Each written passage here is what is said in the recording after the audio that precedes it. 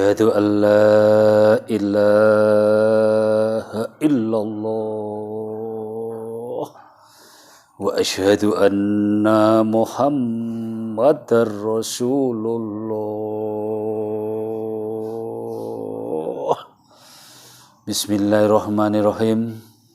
Bismillahirrahmanirrahim. Assalamualaikum warahmatullahi wabarakatuh.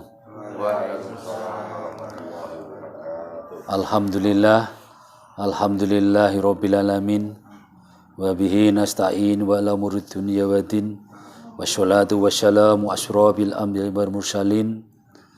Rabbi shrahli sadri wa yassirli amri wahlul 'uqdatam min lisani yafqahu qawli.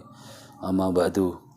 Alhamdulillahi rabbil alamin. Puji syukur kehadirat Allah Subhanahu wa taala yang mana atas rahmat nikmat yang Allah limpahkan untuk kita semua, sehingga di kesempatan pagi hari ini, di hari Jumat yang penuh berkah, yang penuh rahmat, kita bisa berjumpa kembali di dalam majelis ini, majelis zikir rahmatan lil alamin. Tidak kurang suatu apapun dengan rahmat dan nikmat yang Allah limpahkan buat kita semua, yaitu berupa nikmat kesempatan, nikmat hidup, nikmat wujud, nikmat sehat, nikmat rezeki, nikmat waktu. Banyak nikmat-nikmat yang Allah limpahkan buat kita, tidak terhitung nilainya, tidak terhitung jumlahnya. Yang jelas kita sebagai hamba Allah harus mensyukuri. Dengan rasa syukur itulah kita di setiap hari Jumat kita bertemu di dalam majelis ini untuk belajar mendekatkan diri kepada Allah. Mudah-mudahan beri ridhonya dan hidayahnya buat kita semua. Salam dan sholawat tidak lupa kita panjatkan kepada junjungan kita Nabi besar Muhammad sallallahu alaihi wasallam, yang mana atas perjuangan beliau, pengorbanan beliau, sampai saat ini kita telah ditinggalkan oleh beliau dan ditinggali, yaitu Al-Quran dan Hadis. Mudah-mudahan kita sebagai umatnya, kita bisa wasunatul Rasul, bisa mencontoh apa yang beliau perjuangkan, beliau korbankan untuk agama Allah dan hadisnya. Ya Allah.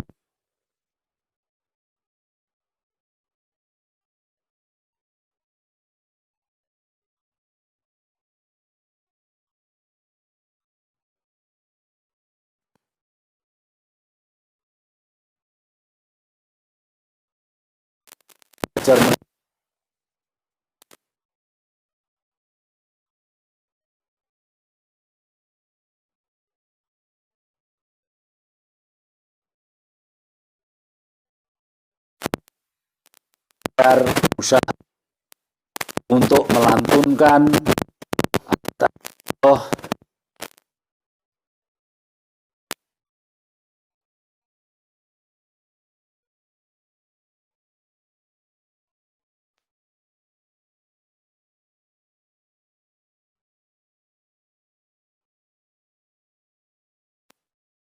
Mudah itu mendapatkan kita semua dan keluarga kita. Mudah-mudahan selalu mendapat tuntunan dan bimbingan. Mudah-mudahan selalu mendapat pencerahan dan mendapatkan ilmu yang manfaat untuk kehidupan kita di dunia sampai akhirat. Amin ya Allah ya Rabbal alamin. Selanjutnya di kesempatan pagi hari ini saya ingin menyampaikan atau ingin mengulas yang tertulis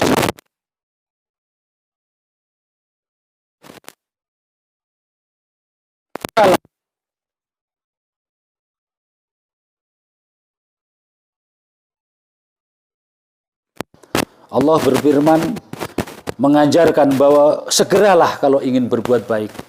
Berarti artinya jangan pernah menunda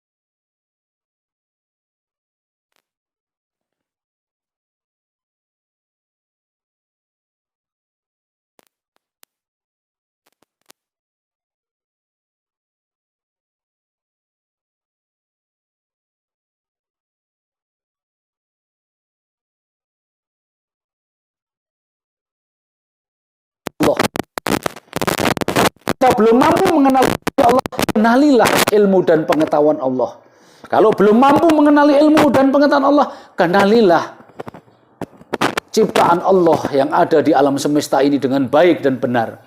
Kalau tidak mampu, kenalilah gurumu, kiaimu, ulamamu, habaibmu, nabimu, rasulmu. Dan yang paling terdekat, kenalilah orang tuamu yang mampu menuntun akhlak kita untuk mengenal ilmu Allah. Disitulah kewajiban orang tua lebih dekat kepada anak. Diawali dari siapa? Orang tua. Dari orang tualah memberikan pengkiblatan pengetahuan dari syariatnya, pengkiblatan pengetahuan dari thariqahnya, dari perbuatannya. Itu harus dikiblatkan anak-anak kita dengan akal dan pikirannya. Itu yang perlu dikiblatkan. Diberilah pengetahuan, disekolahkan, dipondokkan, dicarikan guru yang baik. Itu tujuan apa? Tujuannya adalah pengkiblatan. Dari orang tua baru kita mencari ustadz, mencari kiai, mencari habaib, mencari syekh, mencari nabi, mencari rasul. Sampai ketemu kepada Allah. Disitulah tugas orang tua adalah berat. Disitulah memahami tentang kiblat sendiri. Jadi Al-Quran ini tidak cukup dibaca, dipahami, dilakukan. Maka di situ iman bil lisan, iman bil arkan, iman bil qalbi. Kita dengan mengimani Al-Quran berarti bil lisan nggak cukup membaca, harus bil arkan, ada perbuatannya kita membaca Al-Quran. Apa yang kita baca, kita pahami, setelah pahami kita lakukan di dalam perbuatan kita. Itu yang dimaksud bil arkan. Kalau kita tidak melakukan apa yang diperintahkan Al-Quran, maka cacat iman kita. Tidak sempurna iman kita. Jadi iman adalah sesuatu keutuhan yang tidak boleh dipecah antara bilisan, bil arkan, bil qalbi. Itu tidak boleh dipecah. Syariat, thariqah, hakikat, marifat itu satu kesatuan. Itu jasmani dan rohani yang harus menjadi satu.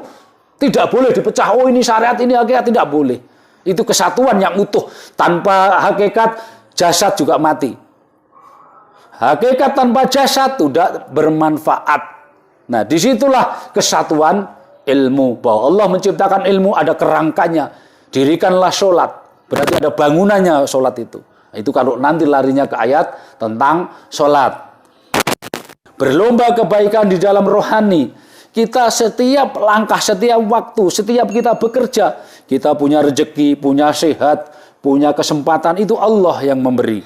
Tapi di dalam kita beraktivitas, melakukan kegiatan kita sehari-hari, kita lalai dan ingkar kepada Allah.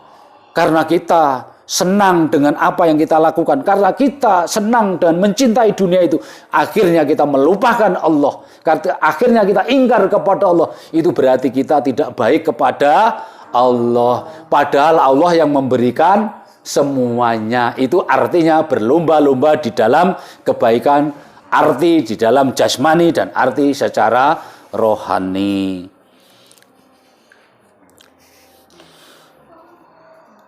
Di mana saja kamu berada, pasti Allah akan mengumpulkan kamu sekalian pada hari kiamat. Jadi makhluk Allah di hari kiamat akan dikumpulkan oleh Allah dimanapun kita berada. Itu kalau secara jasmani, diartikan secara jasmaninya. Maka kita membayangkan, berpikir, kalau kita mati nanti terkubur oleh tanah, maka di padang mahsyar kita akan dikumpulkan kembali roh-roh kita oleh Allah. Itu arti secara jasmaninya. Ini kalau diartikan secara rohani, diartikan secara ilmu, maka di mana kita orang-orang mati itu akan dikumpulkan oleh Allah. Berarti ketika kita hidup di dunia ini, tapi roh kita mati, akal pikiran kita mati. Mati dari apa? Mati dari sifatnya Allah. Mati dari hukumnya Allah. Mati dari ilmunya Allah. Kita mati tanpa kita sadari. Selama ini kita tidak mampu mengingat Allah. Tidak mampu mengingat sifat-sifatnya Allah. Dan melakukan perbuatan-perbuatan sesuai dengan sifat Allah. Itu berarti roh kita adalah mati dari ilmunya Allah. Orang-orang seperti itu akan dikumpulkan oleh Allah lewat Al-Quran dan hadis. Maka fungsinya Al-Quran untuk mengumpulkan orang-orang yang mati hatinya, orang-orang yang mati akal pikirannya, supaya dia hidup dan dekat kepada Allah dengan memahami Al-Quran, dengan memahami hadis ini. Maka berfikirlah kamu, diberi akal dan pikiran. Jangan mati akal pikiranmu karena duniawi dan karena hawa nafsu. Maka kamu akan digolongkan orang-orang yang rugi karena kamu selalu ingkar dan lalai karena akal dan pikiranmu dengan ciptaan Allah Subhanahu wa taala. Itu yang dimaksud firman-Nya Allah di dalam surat Al-Baqarah ayat 148. Mudah-mudahan dengan pencerahan, dengan pemahaman di pagi hari ini, akal dan pikiran kita mampu mentafakuri untuk memikirkan setiap ayat yang kita kaji menjadi sebuah nilai, menjadi sebuah tuntunan untuk kita belajar lebih baik dan lebih dekat lagi kepada Allah Subhanahu wa taala. Jamaah Majelis Zikir Rahmatan lil Alamin yang dirahmati oleh Allah, mudah-mudahan panjang lebar kita sudah kaji, sudah kita tafakuri, mudah-mudahan bisa menjadikan pencerahan di dalam akal dan pikiran kita, ya Allah. Bisa menerangi setiap hati yang gelap karena duniawi dan hawa nafsu, ya Allah. Bisa menerangi perbuatan kita, tutur kata kita yang setiap saat salah dan ingkar kepada Allah. Ya Allah, mudah-mudahan, ya Allah, berikanlah rahmat di dalam kehidupan hati dan akal pikiran hamba yang selalu gelap karena dunia dan hawa nafsu, ya Allah. Amin, amin, ya Allah, ya Rabbal Alamin. Bismillahirrahmanirrahim. Ada selanjutnya hadis Rasulullah yang diriwayatkan oleh dari Abu Hurairah bahwasanya Rasulullah bersabda, yang artinya kurang lebih, bersegeralah engkau sekalian untuk melakukan amalan-amalan yang bagus sebelum datangnya bermacam-macam fitnah yang diumpamakan sebagai potongan-potongan dari malam yang gelap gulita. Hadis riwayat Bukhari Muslim. Yang dimaksud hadis ini adalah, hadis itu adalah sabda Rasul. Kenapa Rasulullah bersabda kepada umatnya? Setiap hadis yang dikeluarkan oleh Rasulullah, yang disabdakan oleh Rasulullah, pasti umat bermasalah. Umat tidak mampu untuk memahami arti kehidupan dengan baik dan benar. Maka Rasulullah memberikan solusi. Rasulullah memberikan ilmu lewat hadis-hadisnya ini. Maka hadis ini perlu dipahami. Yang dimaksud hadis ini seperti apa untuk bekal kehidupan kita sehari-hari untuk melewati kesulitan-kesulitan kita di dunia ini. Maka bersegeralah engkau sekalian untuk melakukan amalan-amalan yang bagus. Berarti kalau kita kembali lagi berkaitan dengan firman Allah tadi, bahwa ketika kita memiliki niat yang baik, itu harus segera dilakukan amalan-amalan itu. Berarti jangan pernah menunda. Ketika dengan menunda, maka memberi peluang setan itu menggoda kita. Dengan setan menggoda peluang kita, bagaimana caranya setan menggoda? Coba, kalau kita ingin beramal misalnya, kita tunda besok. Setan menggoda lewat apa? Kebutuhan, keadaan, kepentingan. Akhirnya tergeser perasaan kita. Jadi yang dihalang-halangi adalah perasaan kita. Yang dihalang-halangi adalah niat kita. Yang dihalang-halangi adalah pemikiran kita. Setelah semua itu terhalang, maka jasmani kita tidak melakukan niat bagusnya tadi. Itu salah satu contoh. Contoh lagi, ketika kita mau sholat malam, kita menunda waktu, nanti dulu. Akhirnya apa? Kita terabaikan, tidak melakukan sholat malam. Kita melakukan sholat fardu juga seperti itu. Kita akan terlena. Itulah, maka di dalam hadis ini menerangkan kalau kita ingin melakukan amalan-amalan yang bagus, maka jangan pernah menunda waktunya. Di situ. Sebelum datangnya bermacam-macam fitnah yang diumpamakan sebagai potongan-potongan dari malam yang gelap gulita. Kalau kita menunda niat baik, maka akan muncul fitnah. Seperti tadi, siapa yang memfitnah? Setan. Bagaimana cara setan memfitnah? Ketika kita sudah menunda, Kita menunda sholat kita menunda zikir kita menunda kita berbuat baik, kita menunda untuk membaca yang baik.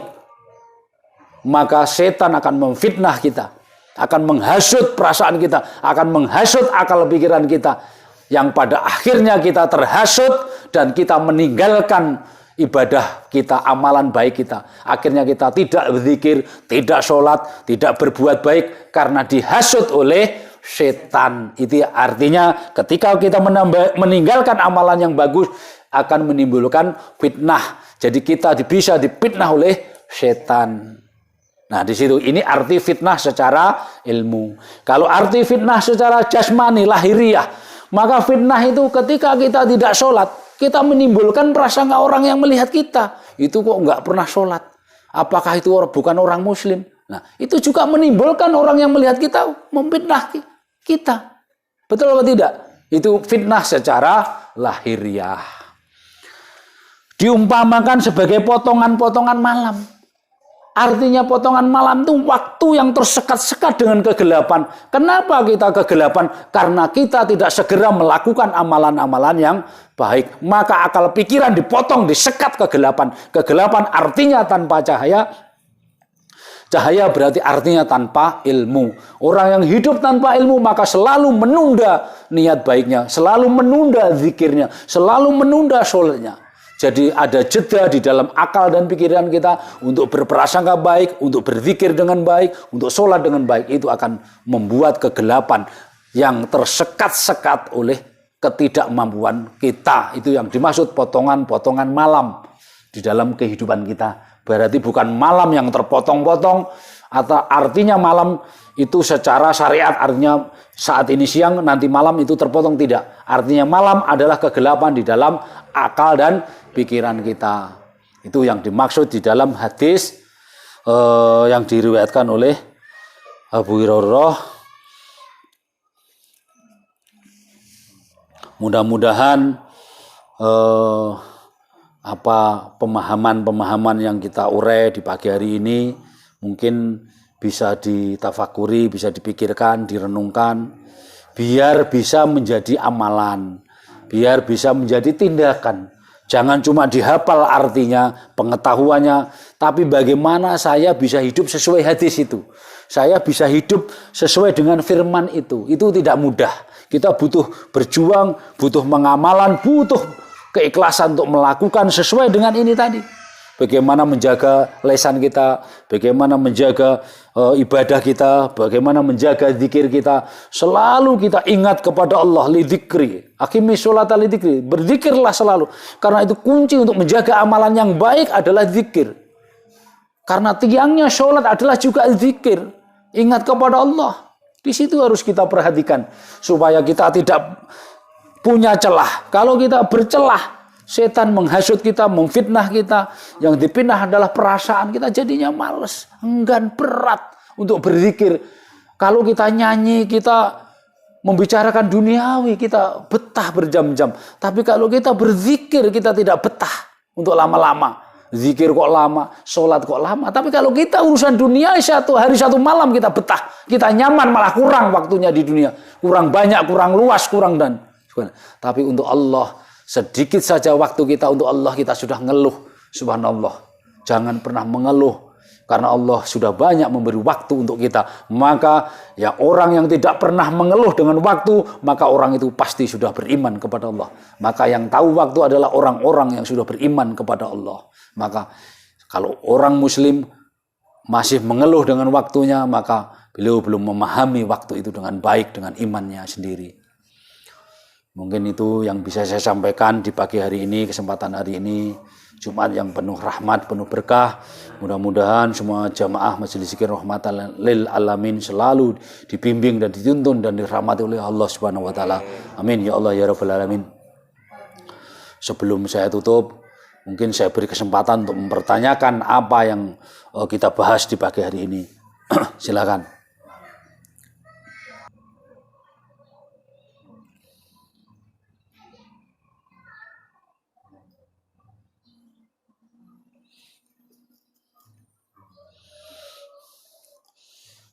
Kalau tidak ada pertanyaan, akan saya akhiri.